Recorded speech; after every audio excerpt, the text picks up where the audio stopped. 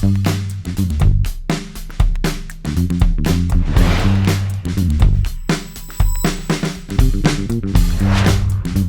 everyone, this is Tony Phelan with CompetitionX Model Series, and today we're going to be unboxing Tamiya's Nissan GT-R. This is a 124 scale model kit, and it's out of their 124 scale sports car series.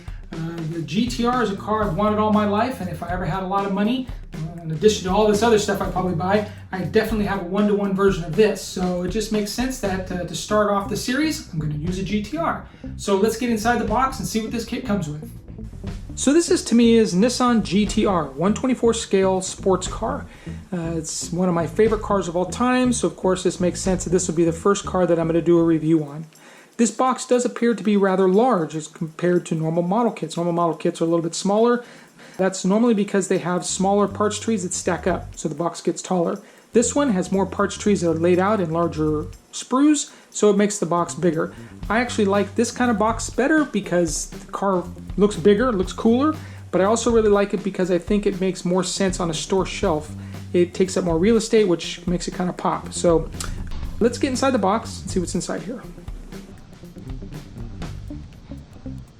Now I've gone ahead and opened up some of these bags already to make it easier to look at.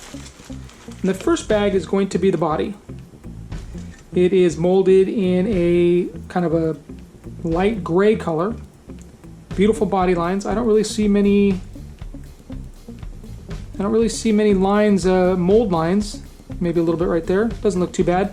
One thing that I kind of a little bit bummed about is the fact that this does not come with a full engine. It's only an upper engine that is molded to the body itself. There are some parts that are going to be set on top of there. I understand it based on the rest of the car, and we'll get to that in a little bit when we see the bottom of the car.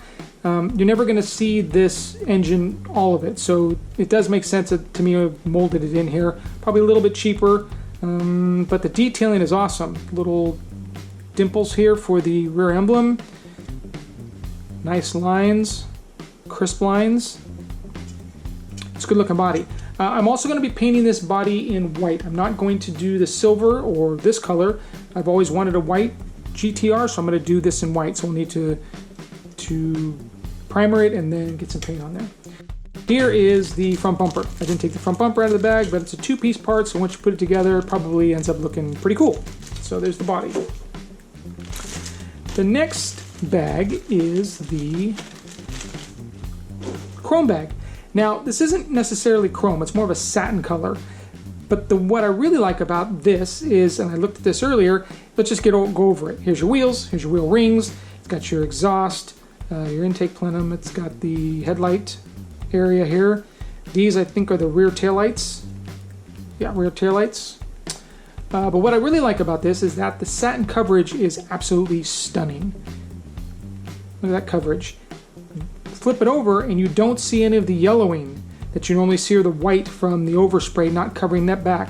Tamiya has covered both sides, even though you're not going to see this, both sides completely with the satin color, which is quality, man. That's really good. I really like that.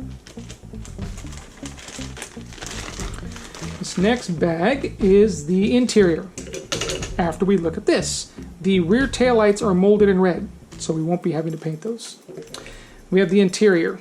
You have the interior bucket, door panels, seats with inserts, and then you can build the car either as a left-hand drive or a right-hand drive, depending how you want to build it. I'm going to be building it as a left-hand drive. I'm from the United States. The United States gets left-hand drive cars here. And as much fun as it would be to have a right-hand drive GT-R, I'm going to go ahead and build it in left-hand drive because that's what's available here. So lots of detail there inside there as well. We got some suspension.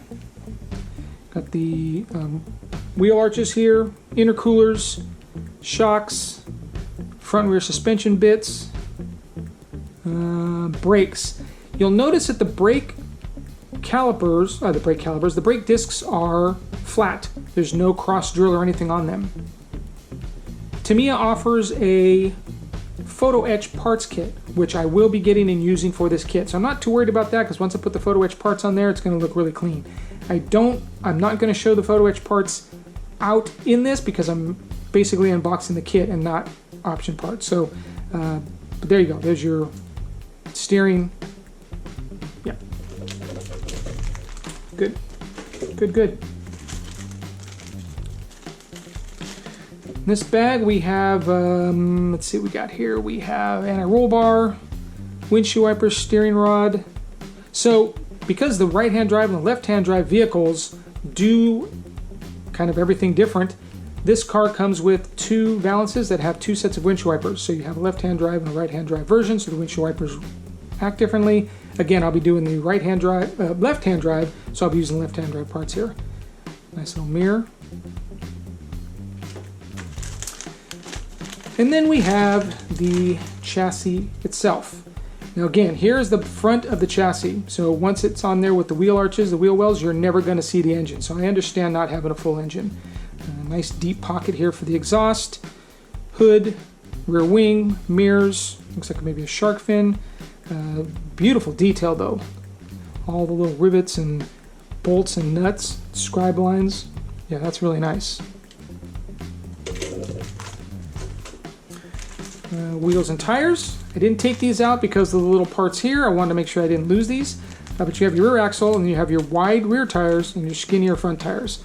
Tread pattern looks really nice too. I can't really see it too well in here, but once we do the build, I'll focus a little bit more on these tires so you can get a better idea of what these tires look like. Then we have the clear parts, the glass. Now I'm going to move ahead a little bit here as well. Tamiya wants you to paint around the windshield, around the side windows and around the rear one. Doing that by hand could be a little sketchy, especially for those of us, notice I said us, that aren't super stable with their painting. So what Tamiya has offered or included in the kit are window masks. Put the window masks on, then you can paint a nice sharp line, peel these off, and you get a nice sharp line of where the black is supposed to be, so that's really cool. You get your, looks like headlights and taillights, some other light coverings there. And then of course, got rid of the window masks. We have some screen that's used from, I think probably some of the ducting work on the front of the car, front of the GT-R. And then your sticker sheets here, looks like some, well, there's the license plates. Looks like the gauges, some of the other little stuff for the interior. Then we have the Tech Tips sheet. These come in every one of Tamiya's kits, basically giving you a little bit of tips on how to cut the parts off, trim them to make sure that they look really nice, some information on holding parts or cutting the excess plastic off parts, drilling holes. All right, let's get to that real quick. So Tamiya has drilled holes in the back of the car for the rear license plate. Tamiya wants you to drill holes in the front of the car, according to the instruction manual, to mount the front license plate. Yeah, not going to happen. I wouldn't do that on my real car. I'm not going to do it on the model kit. It's just going to go without a front license plate. I just can't imagine drilling holes in your car to put up a license plate. Even though in California it's mandatory, I would take my chance.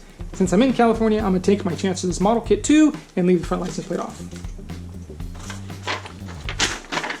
This sheet also gives you a little bit of information on spray painting, detailing with a little brush, details there. Yeah, nice little sheet for those that are getting into model building. Then we get to the instruction manual. Now I really like Tamiya's instruction manuals because they give you first off the recommended tools. Your pin vise for drilling the holes, tweezers, cutters, the glue. The glue is exceptional, modeling knife for cutting parts, but they also give you all of the paints needed to paint the car. For instance, X34 on your brake calipers. Go over to X34, medium metallic brown. Paint those metallic brown. D9. Oh, that's the XF16. XF16 is flat aluminum. So it tells you how to, basically, what colors to paint everything, and it's super detailed as you can see. Getting to the option parts, here are the option parts or detail up parts for this car. Comes with, looks like brake discs, some vent work, license plate frames, a couple of little bits. I will be using that for this car, again, I'll be using that for the car. And then it basically gives you all the details on how to paint the whole thing. Sorry. Also building right-hand drive and left-hand drive cars. What parts to use for that. You can see it gives you both. And then we have painting the engine, detailing the engine parts, the lights, the wheels and tires, mounting the wheels and tires. Here is the instructions on how to mask and paint the window frames. A few other little parts there. And then your final details. Okay, so we've gone over everything that comes in the box. Now it's time to build it. I'm pretty excited because I haven't built a car kit in a really long time. Super excited it's going to be the GT-R. So please stay tuned to the channel. You can subscribe, please subscribe, as well as hit the notification button. And we will be going over a lot more unboxing of car kits as well as doing some online builds. So thanks for watching, and I'm going to go build myself a GT-R.